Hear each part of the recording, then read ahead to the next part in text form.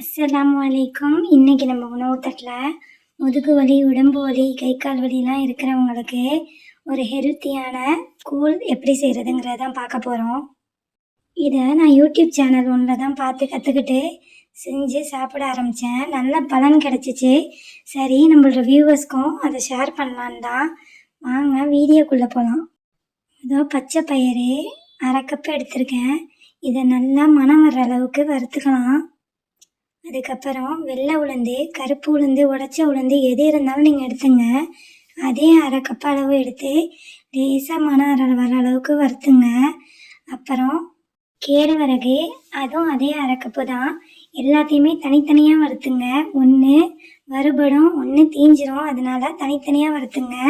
இது கூட ஒரு 20 பாதம் வச்சு நல்லா ஆற விட்டு அரைச்சி எடுத்துகிட்டு வந்துடுறேன். நமக்கு தேவையான அளவு இதை யூஸ் பண்ணிக்கிட்டு மீதம் இருக்கிறத ஒரு ஏர்டைட் ஜாரில் போட்டு கூட நம்ம ஸ்டோர் பண்ணி வச்சு நம்ம தேவைப்பட போகும்போது எடுத்து யூஸ் பண்ணிக்கலாம். 2 நாளைக்கு ஒரு தடவை இந்த மாதிரி கஞ்சி காய்ச்சி குடிக்கிறது ரொம்பவுமே ஒரு ஹெல்த்தியானது, உடம்புக்கு ரொம்ப ஆரோக்கியமானது. இது நம்ம வறுத்து அரைச்சோங்கிறதுனால அது அவ்வளோ சீக்கிரமாக இந்த பவுடர் வீணாக போயிடாது. இந்த மாதிரி ஏர்டைட் பாட்டிலில் போட்டு ஸ்டோர் பண்ணி வச்சுக்கலாம். இப்போது ஒரு வாயகலமான பாத்திரத்தில் நான் 1 கப்பு அந்த மாவை எடுத்துருக்கிறேன். 1 கப்பு மாவுக்கு 5 கப்பு தண்ணி ஊற்றணும். என்னோடய வீடியோவில் எடிட்டிங்கில் 1 கப்பு மிஸ் ஆகிடுச்சு. 5 கப்பு தண்ணி ஊற்றிக்கோங்க. இதில் நான் 4 கப்பு ஊற்றுற மாதிரி தான் தெரியும். இதை லம்ஸ் இல்லாமல் நல்லா விஸ்க் வச்சு நல்லா இந்த மாதிரி கலக்கி விட்டுடலாம். இப்போது ஸ்டவ்வை ஆன் பண்ணி கைவிடாமல் கிளறிக்கிட்டே இருக்கணும். வாசனைக்காக ஒரு பிஞ்சு ஏலக்காய் தூள் சேர்த்துக்கிறேன்.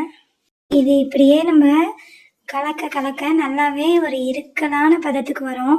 இந்த டைமில் நாட்டு சக்கரை 1 கப்பு சேர்த்துக்கிறேன். மண்டை வெல்லம், கருப்பட்டி எது வேணாலும் நீங்கள் சேர்த்துக்கலாம்.